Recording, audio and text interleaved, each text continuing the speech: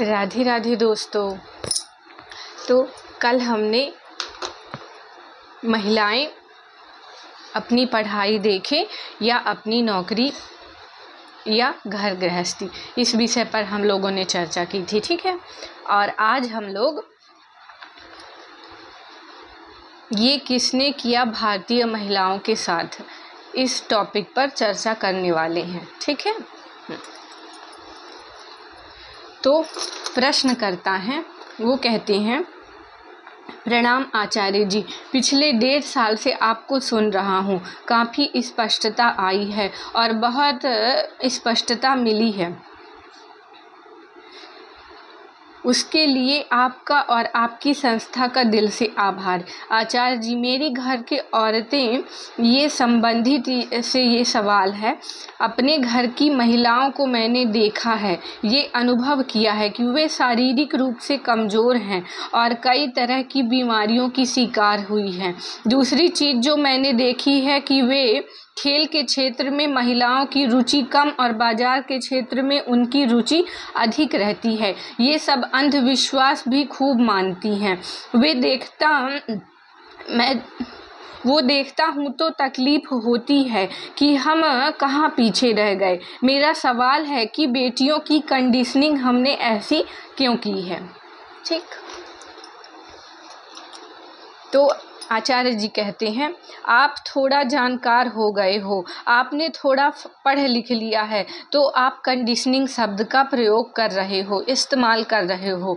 Conditioning शब्द जो है वे एक उलाहना की तरह होता है, वो नकारात्मक शब्द है। और ये बात आदमी जब एक तल पर पहुंच जाता है ना, तो ही समझ पाता है कि मन की जो सामग्री है, मन जिसको कीमत देता है, जिसको सच भी मान लेता है, वो सारी सामग्री सिर्फ कंडीशनिंग है। तो पढ़ने, सुनने, देखने के कारण आपका मन एक तल पर पहुंच गया है। तो आप कह पा रहे हैं कि हमारी भारतीय महिलाएं संस्कारित हैं। आप किसी आम आदमी से पूछोगे तो वो महिलाओं की जो मानसिक स्थिति है उसके लिए कंडीशन शब्द का इस्तेमाल नहीं करता, और यहीं पर सारा खेल बर्बाद हो रहा है। वो ये नहीं कहेंगे कि हमारी महिलाएं संस्कारित हैं, वो कहेंगे कि हमारी महिलाएं सुसंस्कृत हैं। ये तो हमारी संस्कृति है ना। तो बस यही है उत्तर। पहली बात, आपके पास सच्ची धार्मिकता नहीं है। दूसरी बात, आपके पास संस्कृति के नाम पर अपसंस्कृति है, विशेषकर महिलाओं के संदर्भ में। और पहली बात और दूसरी बात का घनिष्ठ संबंध है, क्योंकि संस्कृत सत संस्कृत तभी होती है, संस्कृति सत संस्कृति तभी होती है। अच्छी संस्कृति तभी होती है जब उस संस्कृति का आधार धर्म हो। हमारी संस्कृति का आधार धर्म नहीं है, हमारी संस्कृति का आधार परंपरा है। हमें परंपरा को माने अतीत में जो कुछ चल रहा था, हमने उसको ही संस्कृति बना लिया और हमारी महिलाएं उसी संस्कृति को जी रही हैं। और इसलिए हमारी महिलाएं जी कम रही हैं और मर रही हैं, और ज़्यादा मर रही हैं। वो जी भी रही होती हैं तो वैसे ही जैसे अभी आपने वर्णित किया है, बीमार हैं, शारीरिक रूप से अस्वस्थ हैं, मानसिक रूप से अज्ञानी हैं, अंधविश्वासों से भरी हुई हैं, डरी हुई हैं, वो उनकी हालत है। लेकिन एक बात आप देखिएगा, आप जिन महिलाओं की बात कर रहे हैं वे सामाजिक रूप से सम्मान खूब पाएंगी, सामाजिक रूप से उन्हें सम्मानित किया जाएगा, ये कहकर कि देखो कितनी अच्छी महिला है, घर में ही रहती है, बाहर का कुछ जानती नहीं, पति की सेवा करती है, बच्चों का पोषण करती है, यही तो कहा जाएगा ना।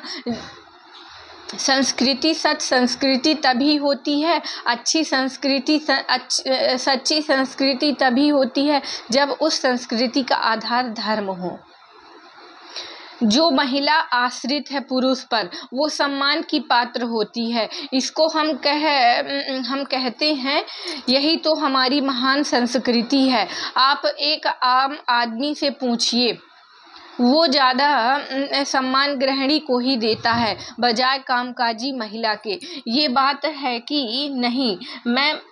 मेट्रोज की बात नहीं कर रहा, मैं जनसंख्या के उस 2-4% तबके की बात नहीं कर रहा हूँ जो पढ़ लिख गया है, जो थोड़ा जागृत हो गया है, या कि जो आध्यात्मिक रूप से सशक्त है। देखिए, 2 ही वर्ग होते हैं जो हमारी अपसंस्कृति के पार जाती हैं, या तो वे जो खूब पढ़ लिख गए हैं या फिर वे जो आध्यात्मिक हो गए हैं। जो पढ़ लिख जाते हैं वो अपनी अलग तरीके की संस्कृति बना लेते हैं, और जो आध्यात्मिक हो जाता है वो जान जाता है कि जिसको आप संस्कृति कहते हैं वो आधारहीन है, वो आध्यात्महीन है, इसलिए वो पालन करने योग्य नहीं है। जिसको आप अपनी महान गौरवशाली संस्कृति कहते हैं उसका सबसे बड़ा और भारी खामियाजा हमारी महिलाओं ने ही तो भुगता है।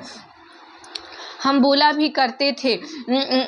भी करते हैं कि संस्कृति को बचाने का और बनाए रखने का दारोमदार महिलाओं पर होता है, तो महिलाओं के कंधे पर बहुत बड़ी जिम्मेदारी है। यही तो संस्कृति की वाहिका है। और क्या है तुम्हारी संस्कृति? वही जो तुम देख रहे हो, जिसका आपने अभी वर्णन किया। घर में पढ़ी रहो, ना पढ़ो, न लिखो, न दुनिया देखो, पति की सेवा करो। यही तो हमारी आदर्श भारतीय नारी है ना। पति की सेवा करो, पति के माँ बाप की सेवा करो, बच्चों की सेवा करो। आप तो झटका ही खा जाएंगे। आपको कोई महिला मिल जाए जिसको आप बहुत दिनों से जानते रहे हो आदर्श भारतीय गृहिणी के रूप में, और आपको एक दिन वो मिल जाए टी-शर्ट और शॉर्ट्स पहनकर और हाथ में बैडमिंटन या टेनिस का रैकेट लेकर के दौड़ती हुई जा रही हो कि मैं खेलने जा रही हूँ। आपका दिल टूट जाएगा। आप कहेंगे, अरे आज भारतीय संस्कृति बिल्कुल ही बर्बाद हो गई। कितना बुरा समय आ गया है। घर की देखभाल करने की जगह, बच्चे पालने की जगह, पति के पाँव मींजने की जगह, सास के बाल धोने की जगह ये रॉकेट उठा करके सड़क पर कूदने निकल पड़ी। इसी तरीके की भाषा का इस्तेमाल होगा कि अब ये इस उम्र में सड़क पर कूदेंगी, ऐसे ही ताना मारा जाएगा।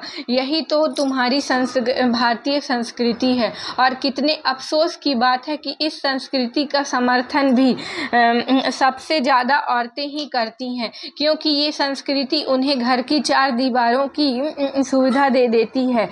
आप ये नहीं देख रहे हो कि जिसे आप संस्कृति, भारतीय संस्कृति बोल रहे हैं, वो वास्तव में पिछले 500-700 सालों की गुलामी, गरीबी और अशिक्षा का परिणाम है। आपका पिछले 500-700 साल पहले का अतीत क्या है? गुलामी, गरीबी, अशिक्षा। तो ये बात एकदम साफ नहीं है कि जो ये 500 साल से संस्कृति निकली है वो भी गड़बड़ ही संस्कृति होगी। भाई, आज आप उस संस्कृति का पालन तो कर नहीं रहे हो जो आज से 2000 साल पहले थी। हमारी संस्कृति का आधार धर्म नहीं है, हमारी संस्कृति का आधार परंपरा है।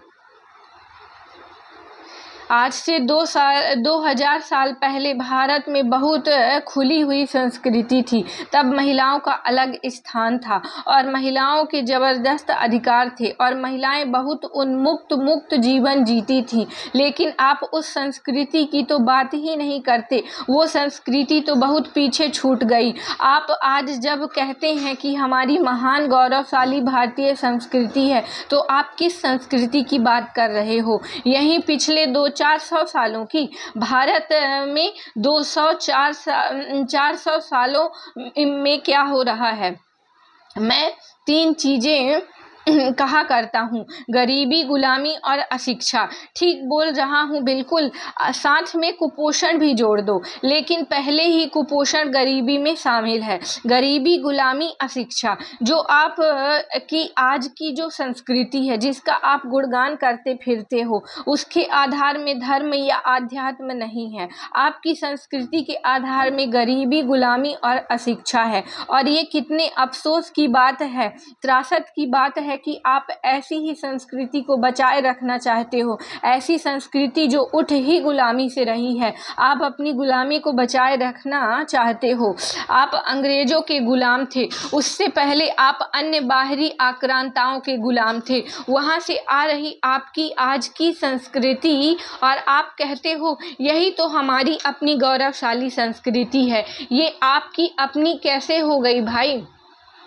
ये तो आपके ऊपर आक्रांताओं और अंग्रेजों ने ला दी है, गरीबी ने ला दी है, आपके अज्ञान ने ला दी है। ये आपकी अपनी कहाँ से हो गई? आपकी अपनी संस्कृति तो वो है जो आपके अपने आध्यात्म से उठती हो, पर अपने आध्यात्मिक ग्रंथ तो आपने कभी पढ़े ही नहीं, तो आपको अपनी संस्कृति का कुछ पता ही नहीं। आप एक विचित्र सी गरीबी की पंचमेली खिचड़ी संस्कृति को कह रहे हैं। हो संस्कृति अपनी संस्कृति। आपकी संस्कृति क्या है आज? यही बिल्कुल कहीं की ईंट कहीं का रोड़ा, भानुमति ने कुनवा जोड़ा। ये है आपकी संस्कृति। आपको पता भी नहीं कि आप जिसको अपनी संस्कृति कहते हो उसमें से कितने तत्व तो अंग्रेजों ने दे दिए हैं। विक्टोरियन मॉरलिटी है वो बस कितने तत्व उसमें गुलामी ने दे दिए हैं। पर आप बोलते हो ये हमारी महान भारतीय और हिंदू संस्कृति है। आप जिसे अपनी संस्कृति बोलते हो, मुझे बताओ उस संस्कृति को आपके अपने ग्रंथ वैलिडिटी मान्य करते हैं क्या? उस संस्कृति का प्रमाण आपको अपने ग्रंथों में मिलता है कहीं? और आपके मूर्धन्य ग्रंथ हैं वेद और आपका केंद्रीय दर्शन है वेदांत। मुझे बताइए वेद और वेदांत में वो संस्कृति कहाँ है जिसका आप पालन कर रहे हैं? क्यों इसको अपनी संस्कृति बोलते हो?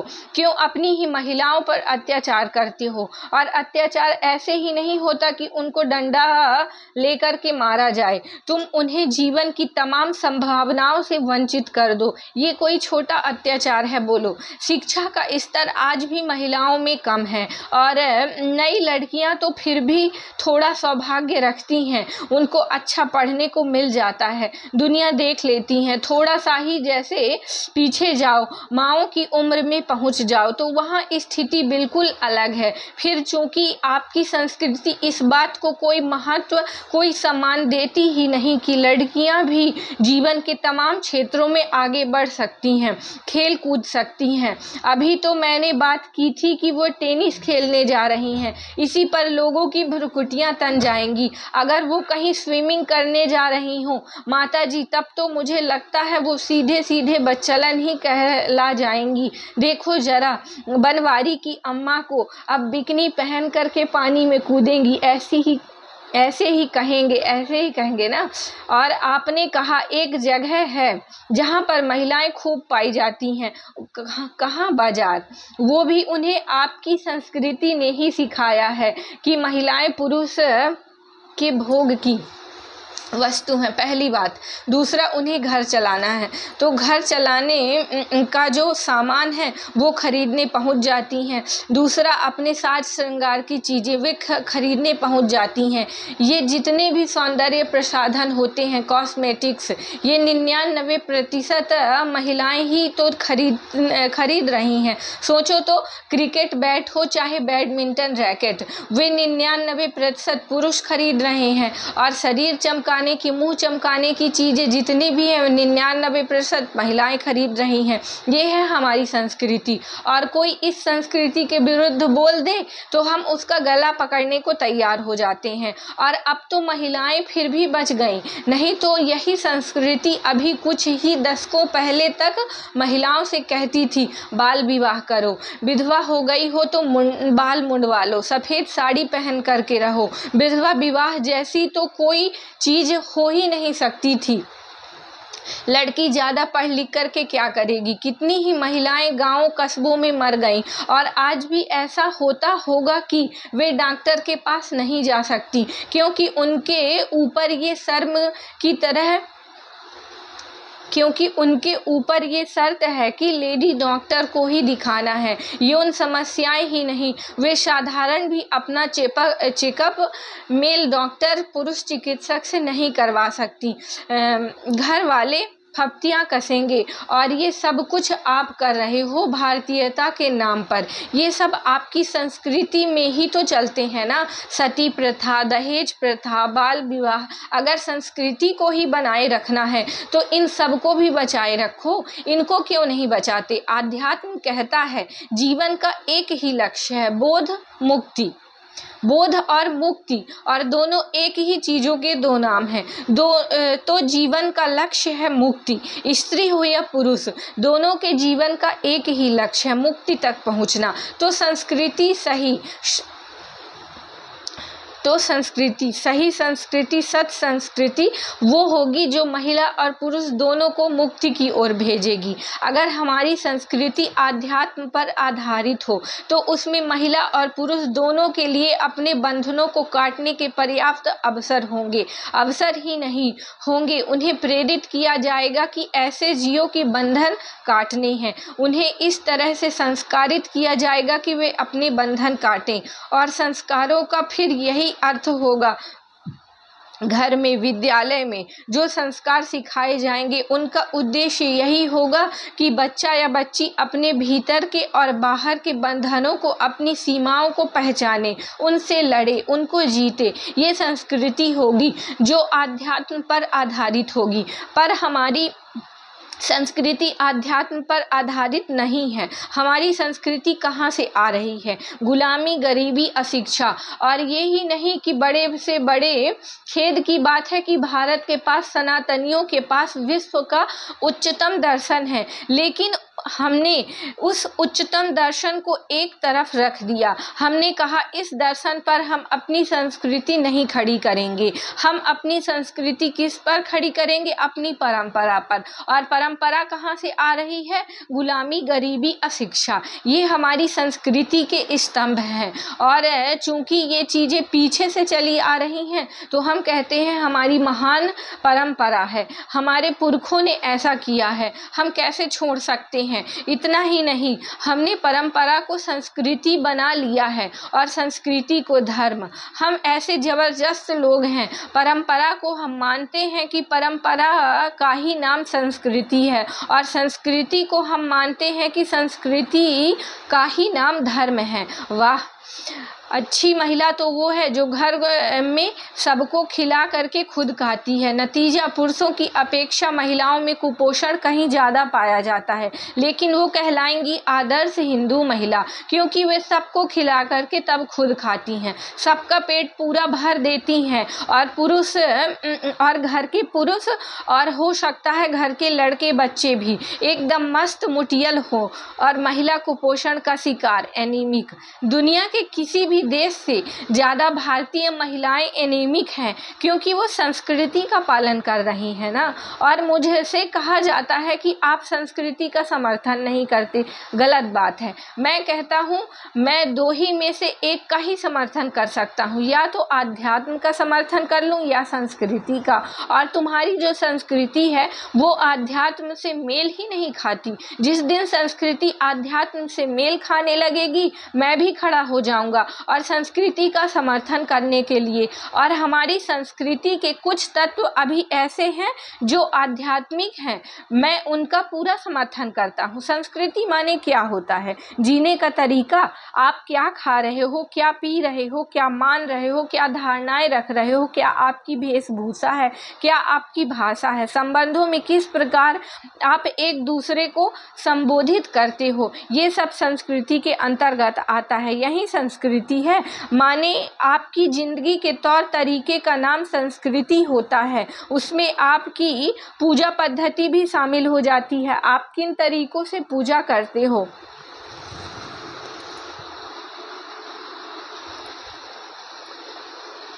आप किन तरीकों से पूजा करते हो, बहुत महत्वपूर्ण चीज़ है ना संस्कृति। संस्कृति माने जिंदगी। और अगर संस्कृति इतनी महत्वपूर्ण है तो संस्कृति का आधार फिर पूछ रहा हूँ, गुलामी, गरीबी और अशिक्षा को बनाओगे या अपने उच्चतम आध्यात्म को बनाओगे? बोलो। आध्यात्म से हमें कोई लेना देना नहीं। ये जितने घूम रहे हैं संस्कृतिवादी, जो बार बार बोलते हैं भारतीय संस्कृति भारतीय संस्कृति, इनसे आध्यात्म की दो बातें पूछ लो, इन्हें कुछ पता नहीं। हाँ, संस्कृति के नाम पर इनसे दंगे करवा लो, ये कर देंगे। संस्कृति के नाम पर नारे लगवा दो, लगा देंगे। आध्यात्म पूछ लो, कुछ नहीं जानते। हमारी संस्कृति उत्थान मांग रही है और संस्कृति के उत्थान की मांग सबसे ज्यादा महिलाओं को करनी चाहिए। महिलाएं सबसे आगे होनी चाहिए। विरोध करने की ये पुरानी सड़ी गली संस्कृति अब हम नहीं चलेंगी बाबा। हमें एक नई सुधरी हुई आध्यात्मिक संस्कृति चाहिए। हमें वेदांत आधारित संस्कृति चाहिए। हमें उच्चतर मूल्यों पर आधारित संस्कृति चाहिए। ये पुरानी पिछड़ी हुई बातें जिनका संबंध अशिक्षा से है, अज्ञान से है, मन की संकीर्णता से है, गरीबी से है, मानसिक दिवालियापन और राजनैतिक गुलामी से है, हमें ये संस्कृति नहीं चाहिए। ये जो संस्कृतिवादी है ना, इनको तो पता भी नहीं कि इनकी संस्कृति के बहुत सारे तत्व वहीं से आ रहे हैं जिनसे ये नफरत करते हैं। संस्कृतिवादियों को, हिंदू संस्कृतिवादियों को आमतौर पर अन्य धर्मों से बड़ी चिढ़ होती है कि दूसरे धर्म के लोग हैं, चिढ़ते हैं। हम संस्कृतिवादी लोग दूसरे धर्म के लोग वे गंदे हैं। तुम्हें पता भी है कि तुम जिस संस्कृति का पालन करते हो उसमें बहुत सारे तत्व उन्हीं धर्मों से आ रहे हैं जिनसे तुम चिढ़ते हो, क्योंकि उन धर्मों के लोगों ने तुम पर राज किया है खूब, तो उनकी संस्कृति तुम्हारी संस्कृति बन गई और उस संस्कृति को अब तुम कहते हो कि ये मेरी है, और कोई उसको बदलना चाहे तो उससे लड़ते हो या नहीं। हमारी संस्कृति बदल मत देना। उदाहरण के लिए आज भी कम से कम उत्तर भारत के गांव, कस्बों, छोटे शहरों से घूंघट का चलन है। तुम्हें पता भी है ये घूंघट हिंदुस्तान में कहाँ से आया? आया। तुम्हें लग रहा है कि ये घूंघट वैदिक काल के ऋषियों की देन है? ये घूंघट कहाँ से आ गया? ये इस्लाम से आया है और इस्लाम से ही ये संस्कृतिवादी चिढ़ते हैं। लेकिन इस्लाम ने ही तुमको घूंघट दे दिया है और उस घूंघट को तुम पकड़े बैठे हो। तुम्हारी घर की महिला घूंघट ना करे, तुम चिढ़ जाओगे उस पर, मार दोगे उसको। अभी आज ही तो हुआ है। पता चला है कि एक माँ बाप ने, दिल्ली के ही थे, उन्होंने अपनी लड़की की हत्या कर दी। ऑनर किलिंग का मामला है और उसको सूटकेस में बंद करके कहीं पर डाल आए थे। ये बात वैदिक संस्कृति की है। ये बात वैदिक संस्कृति की है कि क्या तुम्हारी लड़की कहीं बाहर जाकर के किसी से मिल रही हो सकता है वो लड़का बिल्कुल गलत हो जिससे मिल रही है, बिल्कुल हो सकता है वो अपनी मर्जी से जैसी ज़िंदगी बिताना चाहती हो वो बिल्कुल गलत हो सकता है ऐसा। लेकिन क्या ये बात हमारे वैदिक ऋषियों ने सिखाई है? तुम्हारी लड़की अगर बाहर जाएगी, कुछ उल्टा पुल्टा कर रही होगी तो उसे गोली मार दोगी। ये संस्कृति कहाँ से आई भारत में? ये संस्कृति भी इस्लामिक आक्रमणकारियों के साथ आई और हमने उसको अपनी संस्कृति बना ली। तो मैं कह रहा हूँ कि गुलामी पर आधारित है ये हमारी संस्कृति। और तुर्रा ये है कि हम कहते हैं कि ये हिंदू संस्कृति है। हिंदू संस्कृति कहाँ से हो गई भाई? कहाँ से हो गई हिंदू संस्कृति और कैसे? तुम गौर से देखना कि देश के जो हिस्से जितने ज़्यादा विदेशी आक्रमणों की चपेट में आए वहाँ महिलाओं की उतनी ज़्यादा दुर्दशा। गौर से देखना, तब समझ में आएगा कि हमारी संस्कृति पर सबसे ज़्यादा प्रभाव किसका है। जिसको आप अपनी संस्कृति कहते हो उस पर सबसे ज़्यादा प्रभाव विदेशी आक्रमणकारियों का है। सेक्स रेशियो एट बर्थ, जन्म के समय लिंगानुपात समझते हो कि जन्म के समय अगर हम प्रकृति को अपना काम करने दें, यदि 1000 लड़के पैदा हो रहे हैं तो लगभग 1000 ही लड़कियां पैदा होंगी, ठीक है? या थोड़ा बहुत अलग 1000 लड़के पर हो सकता है कि 2-4 लड़कियां कम पैदा हों। फिर ये होता है कि लड़कियां ज़्यादा मजबूत होती हैं। लड़के पैदा होने के बाद ज़्यादा मरते हैं, लड़कियां कम मरती हैं। अगर प्रकृति को उसके काम करने दे बिना हस्तक्षेप के, तो धीरे धीरे ऐसा हो जाता है कि समाज में 1000 पुरुषों पर लगभग 1050 महिलाएं होनी चाहिए, लेकिन जन्म के समय तो लगभग 1000 पर 1000 ही होना चाहिए। पंजाब, चंडीगढ़, दिल्ली, हरियाणा, राजस्थान, पश्चिमी उत्तर प्रदेश, बताओ इन सब में साझी बात क्या है? ये सब आक्रमण की चपेट में आए। जब पश्चिमी दिशा से आक्रमण होता था, चाहे अफगानियों का, मंगोलों का, तुर्कों का, अरबों का, तो सबसे पहले तो ये ही सामने आते थे ना, पंजाब, सिंध, राजस्थान। तब हरियाणा पंजाब का हिस्सा होता था और पश्चिमी उत्तर प्रदेश भी। वो सब दिल्ली तक भी आते थे। यही वो जगह हैं जहाँ पर आज भी अगर करोड़ों नहीं तो लाखों बच्चियाँ जन्म लेने से पहले या जन्म लेने के वक्त ही मार दी जाती हैं। ये है आपकी संस्कृति और आप कहते हो कि हमारी महान गौरवशाली भारतीय हिंदू संस्कृति। और ये मत बोलिएगा कि नहीं नहीं, हमारे यहाँ तो स्त्री को देवी मान करके पूजा गया है। काहे भाई, देवियों से घर का ही काम करवाओगे क्या? अगर स्त्री को वाकई देवी मान करके पूजते हो तो देवियों को आसमान में देवियां तो आसमान में उड़ती हैं, आपके घर की देवी को भी आसमान में उड़ने की छूट क्यों नहीं देते? ये तो सब बोलना मत। या कि एक संस्कृति का श्लोक ला करके बता दिया कि ये मत बोलिए कि हमारी संस्कृति महिलाओं का अपमान करती है। हमारी संस्कृति तो कहती है जहाँ महिलाओं का सम्मान होता है वहाँ देवताओं का वास होता है। अच्छा, तो फिर तो निश्चित रूप से भारतीय घरों में देवताओं का वास नहीं होता होगा।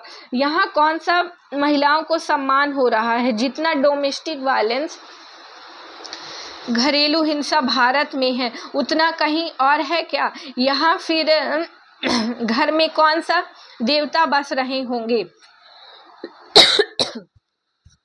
लेकिन जैसे ही बताओ कि तुम्हारी संस्कृति महिलाओं का शोषण करती है, वो तुरंत यही बात खड़ी कर देंगे। अरे आपने वो फलानी ऋचा नहीं पढ़ी है, जहाँ नारी का सम्मान है वहाँ देवताओं का वास है। ऋचा से क्या सिद्ध हो जाता है? मैं तो जमीनी हकीकत की बात कर रहा हूँ। घरों में देखो क्या चल रहा है। 95% शादियों में आज भी दहेज लिया जाता है और भरपूर लिया जाता है। ये है संस्कृति आपकी, और आप कह रहे हो कि संस्कृति बचाओ, संस्कृति बचाओ। क्या तुम गणना कर सकते हो कि उन लड़कियों की जो पिछले 20 साल में जन्म लेते वक्त ही मार दी गई, करोड़ों में आएगा? क्या ये दुनिया की सबसे बड़ी हिंसा नहीं है? हिटलर ने भी कितने यहूदी मार दिए थे? कुछ लाख, 60 लाख का आंकड़ा है ना, शायद मेरे ख्याल से 60 लाख का ही आंकड़ा है। इतने ही यहूदी मारे थे, अधिक से अधिक। आपने लड़कियां कितनी मार दी? और ये बात हिंदुओं में ही है। बताओ हिंदुओं ने कितनी हिंदू लड़कियां मार दी? और फिर आप बात करते हो कि हिंदू धर्म खतरे में है। सबसे बड़ी जेनोसाइड, नरसंहार तो खुद हिंदू कर रहे हैं अपनी महिलाओं के खिलाफ। हिंदू धर्म और किसी बाहर वाले से खतरे में होगा क्या? एक हिंदू लड़की को कोई किसी दूसरे धर्म वाला मार दे तो आप चिल्लाना शुरू कर देते हैं, अरे अरे अरे हिंदू लड़की खतरे में है। और ये जो हिंदू लड़कियां रोज लाखों मर रही हैं, कन्या भ्रूण हत्या अपने ही घर वालों के हाथों, उनको जन्म ही नहीं लेने दिया जा रहा है। कन्या भ्रूण हत्या, उसका हिसाब कौन करेगा? और ये सब आपकी संस्कृति में है। इसलिए आपकी संस्कृति, फिर कह रहा हूँ, आपकी अपनी नहीं है। वो गुलामी, गरीबी, अशिक्षा की है जिन्होंने आप पर पश्चिमी दिशा से आक्रमण किया है। वो बर्बर कबीलाई लोग थे, उनकी संस्कृति ऐसी थी कि जिनको जीतते थे उनकी महिलाएं उठा ले जाते थे और उनका बलात्कार भी कर लेते थे या उनका दासी की तरह इस्तेमाल करते थे। ये बहुत सारे मुस्लिम आक्रांताओं ने किया था। वो अपने सैनिकों को प्रेरित ही इसी तरह करते थे कि जान लगा कर के लड़ो और अगर जीत जाओगे तो दुश्मन का सारा माल तुम्हारा होगा। माल में रुपया पैसा सोना चांदी तो है ही, जानवर तो है ही, माल में दुश्मन की स्त्रियां भी शामिल हैं। तो अगर तुम जीत गए तो जितनी ये सुंदर सुंदर महिलाएं हैं दिल्ली की पंजाब की, ये सब तुमको मिलेंगी, तो जीतो। तो और वो जान लगा करके लड़ते थे।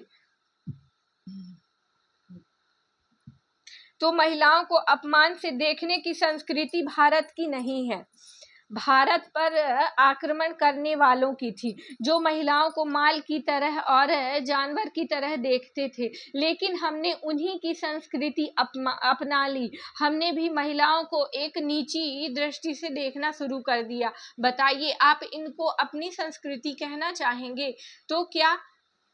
तो क्यों इस संस्कृति की रक्षा करने में लगे हुए हो? भारतीय संस्कृति कैसी थी ये जाकर के देखो ना अपने पुराने ग्रंथों में, वहाँ तुमको ऐसी ऐसी महिलाएं मिलेंगी कि अगर वो आज हो जाएं तो उनको जीने ना दो, आप कहोगे ये गंदी औरत है। द्रौपदी आज हो जाए अगर 5 पतियों के साथ तो जीने ना दोगे। जल्दी बोलो। मैं नहीं कह रहा कि द्रौपदी अकेले ही भारतीय संस्कृति का प्रतिनिधित्व करती है, पर यदि द्रौपदी जैसी महिला हो पाई तो इससे क्या पता चलता है कि भारतीय समाज तब कैसा था और संस्कृति कैसी थी। बहुत सम्मान था महिला के लिए। 5 पति भी हैं तो कोई बड़ी बात नहीं हो गई, बात सम्माननीय है, कुछ बिगड़ नहीं गया। इसका अर्थ बिल्कुल ये नहीं है कि भारतीय संस्कृति ये है कि हर महिला के 5 पति हों, लेकिन जो बात कही जा रही है उसको समझिए। आप पुराने नाटकों में भी देखिए या पुराने साहित्यों में देखिए तो वहाँ पर आपको वैदिक काल के महिलाओं की वेशभूषा कैसी पता चलती है। उन्होंने घूंघट कर रखा है, बहुत ज़्यादा कपड़े पहनती थी, बहुत कम कपड़े पहनती थी और भारत की दृष्टि बड़ी उदार थी। भारत को कोई फर्क नहीं पड़ता था, कहते थे ठीक है, अच्छी बात है, गर्म देश है भाई, उमस बहुत होती है, उसको इसी में ठीक है, उसको कम कपड़े पहनने हैं तो हमें क्या करना। पुरुष भी कम कपड़े पहनता था, स्त्री भी कम कपड़े पहनती थी, ठीक है, ये रही है आपकी संस्कृति और आप इससे बहुत दूर आ चुके हो। कितने ही उदाहरण मिलते हैं जहां नारी गृह प्रमुख रही हैं, जहां नारी के कहने पर बात चली है और उसकी बात को टाला नहीं जा सकता था। और उसी पुरानी संस्कृति के कुछ तत्व थोड़ा बहुत अवशेष के रूप में बचे रह गए, इसलिए ये हो पाया कि दुनिया की पहली महिला राष्ट्राध्यक्ष भारत ने दी।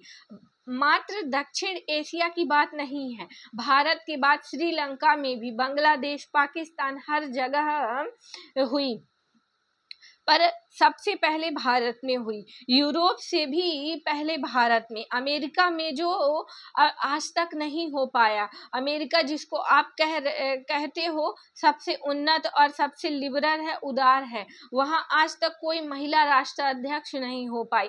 भारत में इंदिरा गांधी बहुत जल्दी बन गई प्रधानमंत्री।